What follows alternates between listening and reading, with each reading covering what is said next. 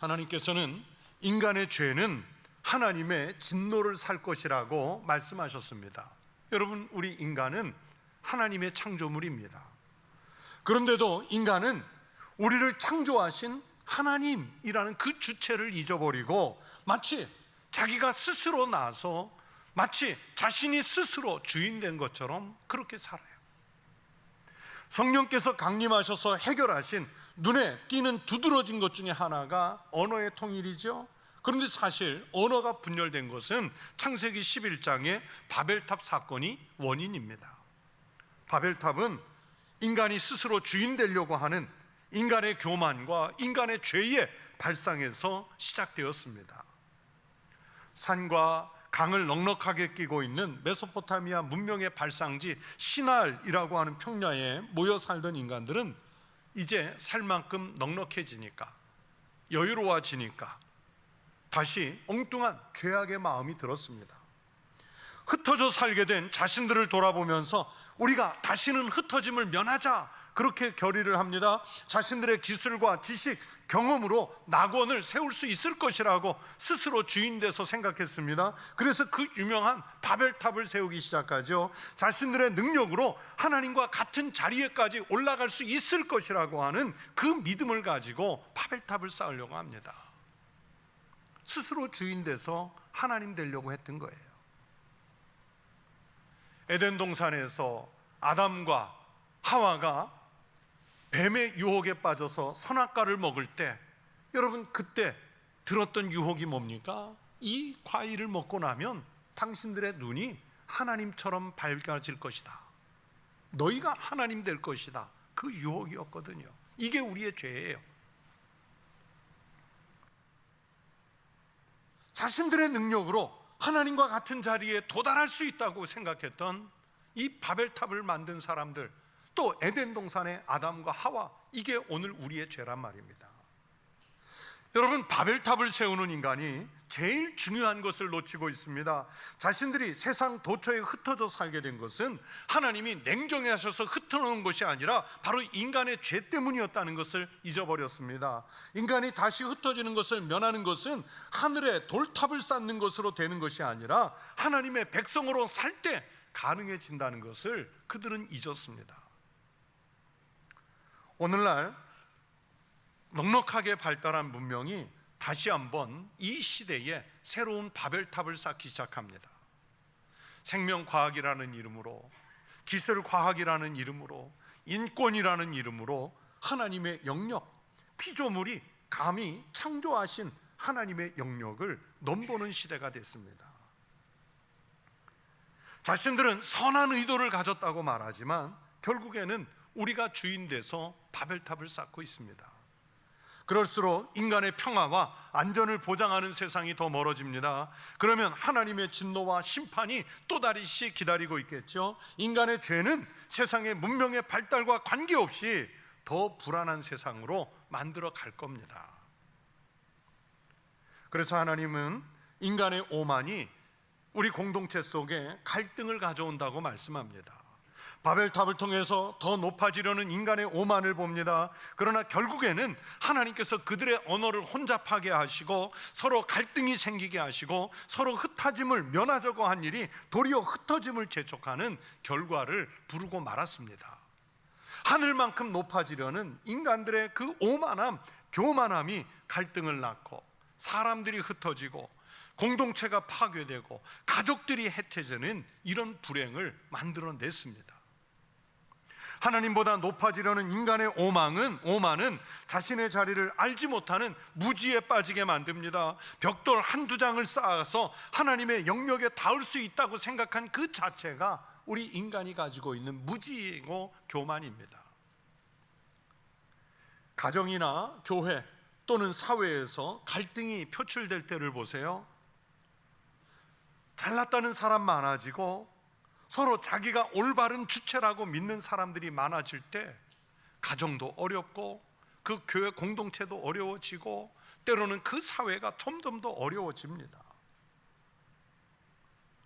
잘났다고 나서는 사람이 많아지면 세계가 좋아지는 것이 아니라 그때 더 혼란스러워지고 문명과 관계없이 점점 불편한 세상이 됩니다.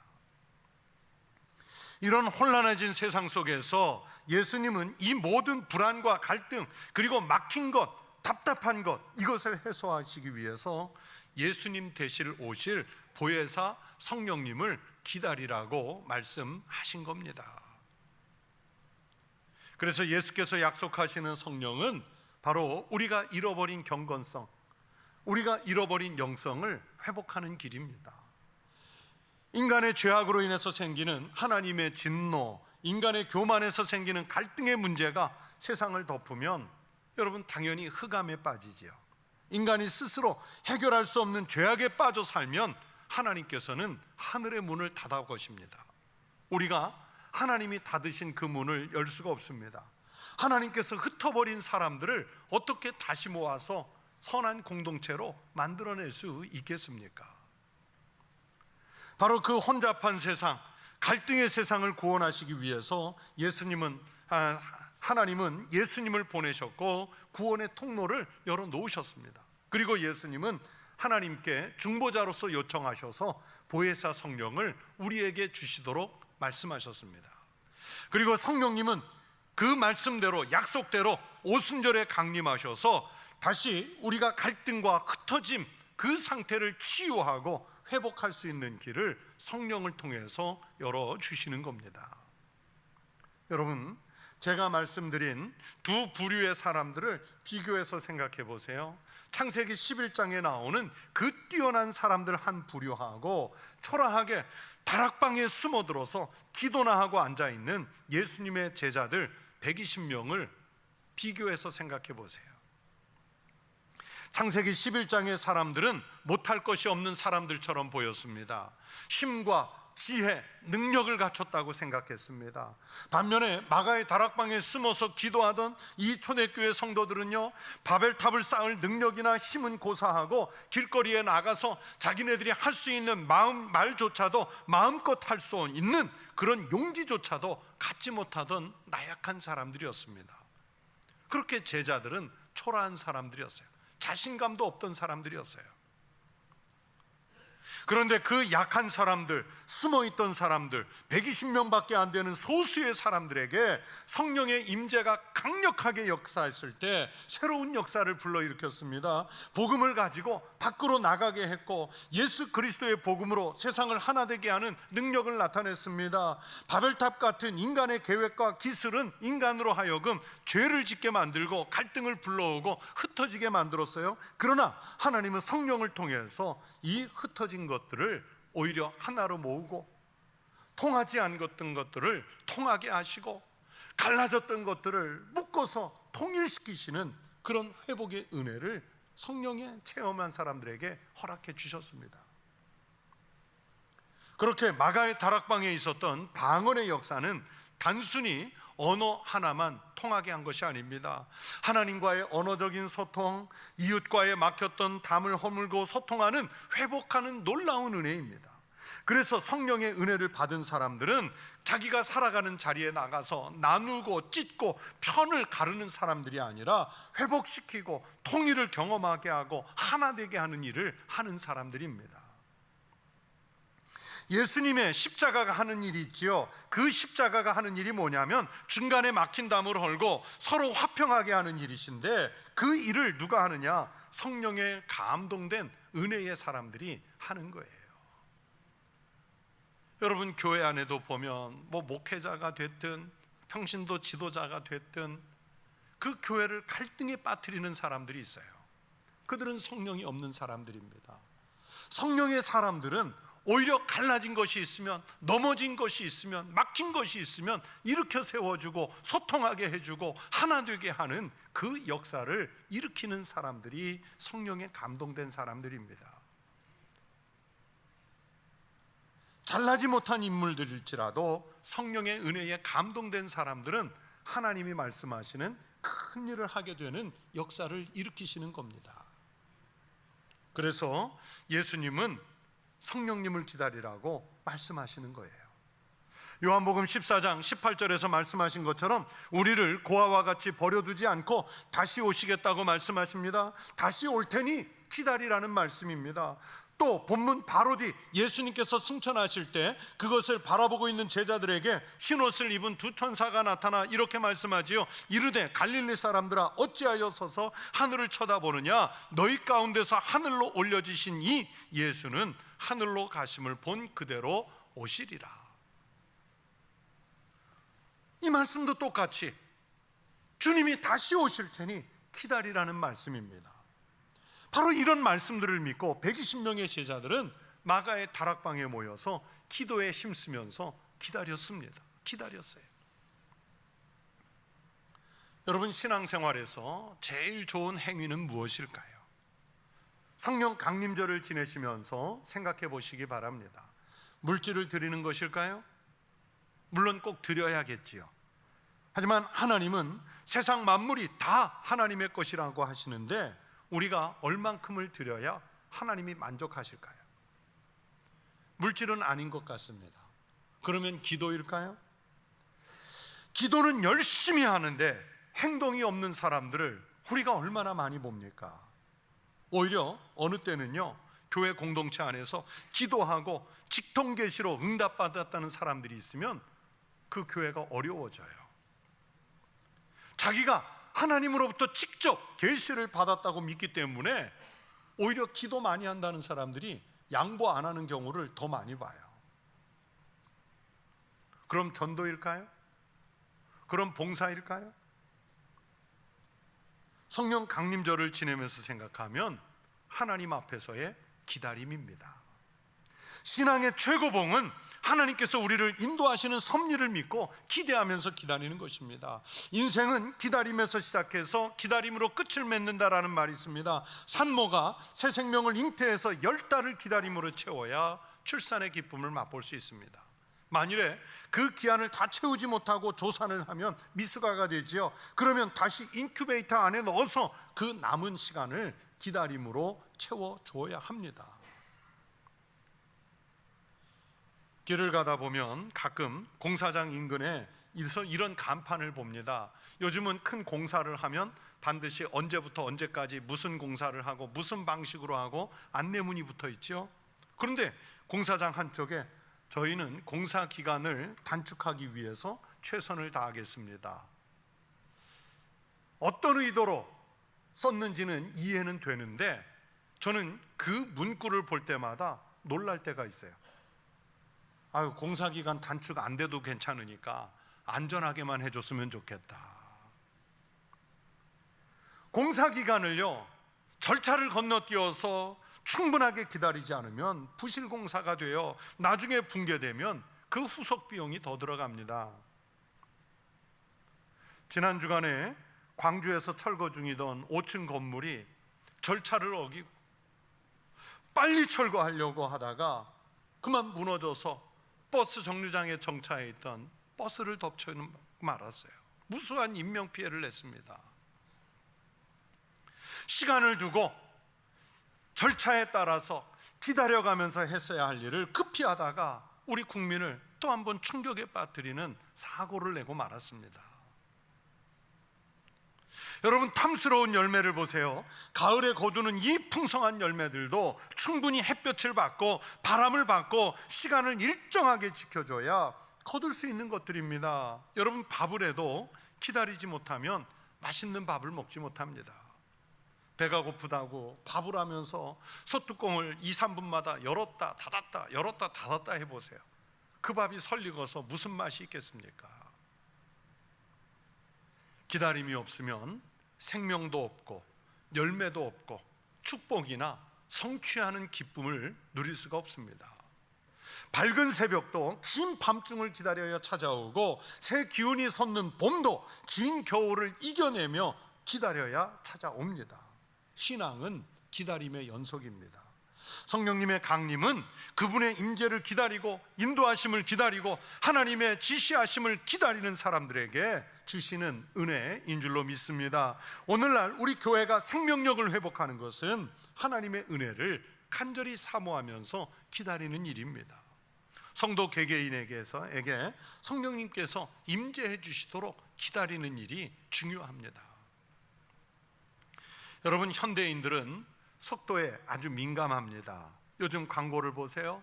인터넷 속도가 얼마나 빠른지, 4기가인지 5기가인지, 우리가 만든 자동차가 100km에 몇 초에 도달할 수 있는지, 그걸 광고해요.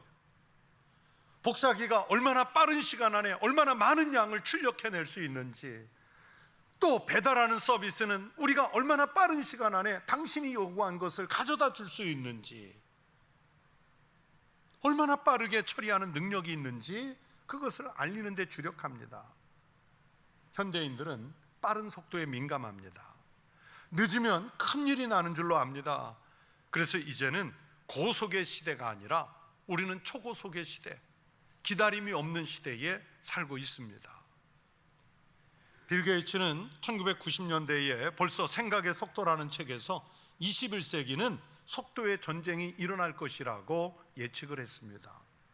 속도 전쟁에서 승리하는 사람이 21세기의 진정한 승자가 될 것이라고 예언해 놓았습니다. 그대로 됐습니다.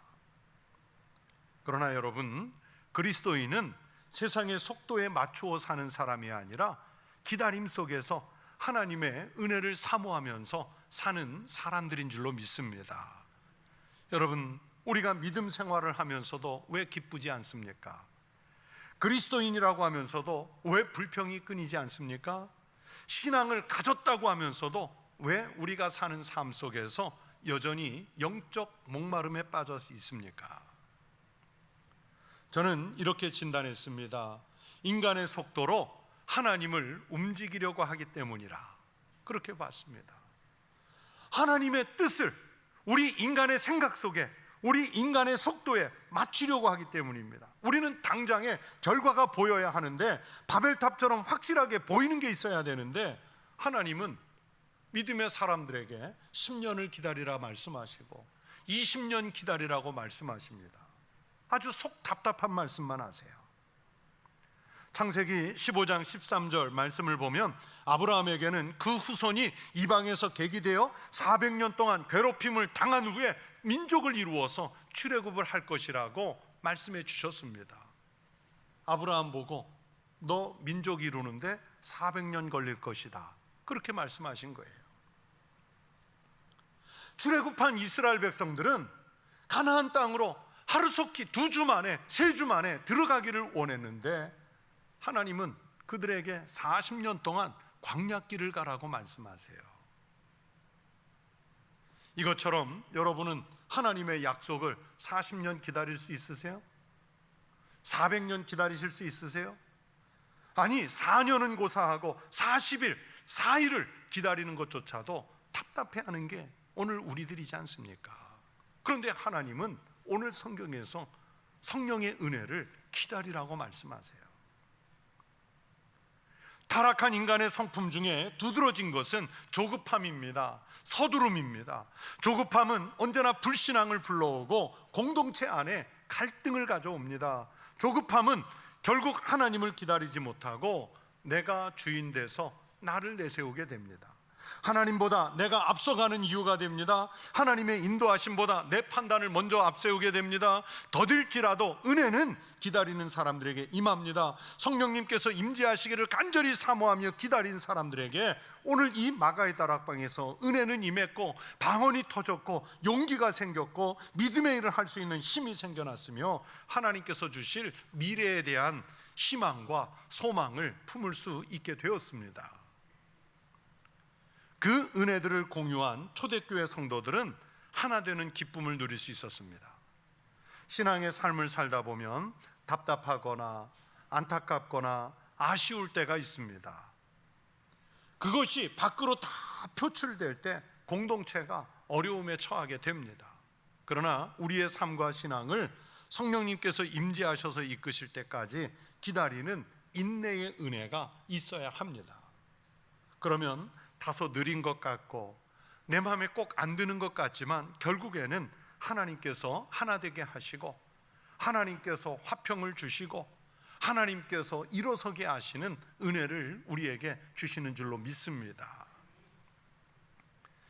야곱이 외삼촌 라반의 집을 떠나서 고향 가나안 땅으로 돌아올 때 이제 그에게는 엄청난 가축들과 또 많은 가족들과 부족을 이룬 그의 무리들이 있었습니다. 형 에서와 그 생사를 다투는 갈등, 심각한 갈등 때문에 고향으로 돌아오는 이 야곱의 발걸음이 마치 납덩이를 달고 걷는 것처럼 가볍지가 않았습니다. 무거웠습니다. 무서웠습니다. 그러다가 야복강 나루터에서 밤을 새는 기도를 통해서 하나님을 만나 새로운 사람이 되고, 그러면서 마음속에 납덩이처럼 가지고 있던 형과의 모든 갈등을 내려놓게 됩니다. 끝냈습니다. 그래서 이제는 발걸음이 가벼워져서 빨리 고향으로 돌아가고 싶어졌습니다. 형을 만나고 싶었습니다. 그러나 야곱은 이 대목에서 서둘지 않아요. 창세기 33장을 보면 에서와 야곱 모두 마음이 급했습니다. 형 에서가 반가움에 말하기를, 에서가 이르되 우리가 떠나자, 내가 너와 동행하리라. 그런데 이때 야곱이 그럽시다, 빨리 합시다, 그러는 것이 아니라 한 걸음 물러섭니다. 형에게 이렇게 말합니다. 야곱이 그에게 이르되 내 주도 아시거니와 자식들은 연약하고 내게 있는 양떼와 소가 새끼를 데리고 있은즉 하루만 지나치게 몰면 모든 떼가 죽으리니 청하건대 내 주는 종보다 앞서가소서. 나는 앞에 가는 가축과 자식들의 걸음대로 천천히 인도하여 세일로 가서 내 주께 나아가리이다. 이 말씀을 하기 전까지 여러분, 야곱의 일생은 늘 쫓기는 삶이었어요. 다급한 삶이었어요. 자기의 부를 이루기 위해서 가축들을, 자기의 그 종들을 아주 그냥 몰아붙이는 그런 재촉하는 인생을 살아왔어요. 그런데 하나님을 진정으로 만나고 나니까 이제는 내가 아닌 다른 사람들, 연약한 사람들, 연약한 가축들의 그 행보에 맞추어 이끌어가겠다고 하는 그의 인생관 자체가 바뀌게 되었습니다. 오랫동안 목회를 하면서 가끔 조급할 때가 있습니다. 금년 안에 무언가를 이루어내야 되는데, 몇 년 안에 교인을 몇천 명까지 만들어야 하는데, 선교사를, 개척교회를 몇 군데 세우고 몇 사람을 보내고, 구체적으로 이런 수치에 뭔가 도달을 해야 되는데 그런 유혹을 느낄 때가 있습니다. 과연 그것이 하나님께서 원하시는 속도일까? 그런 생각이 들어요. 특히 한번 몇 년 전에 소위 말하는 생사를 가르는 아픔을 겪고 난 다음에 그런 생각을 더 많이 하게 됐습니다.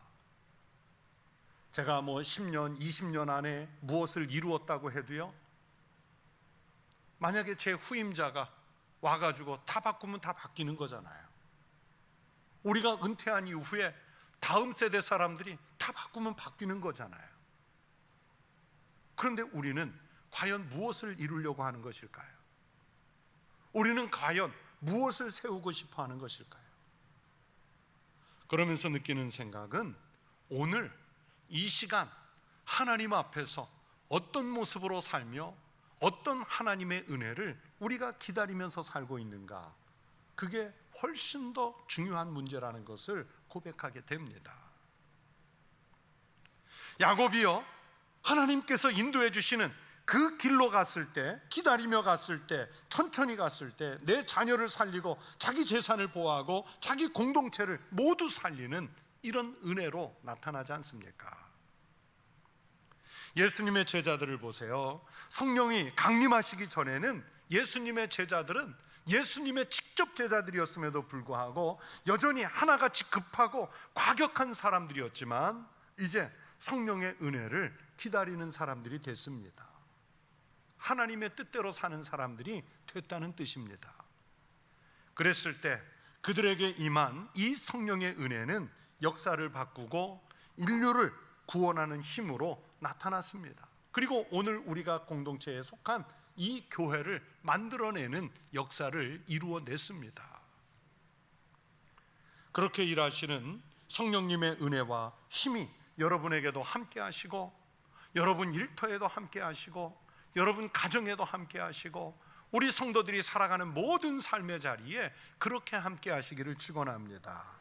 그래서 우리 성도들이 사는 곳에 하나님께서 이루어 가시는 화평, 성령의 역사에 통치되는 그 역사가 일어나시기를 주의 이름으로 축원합니다.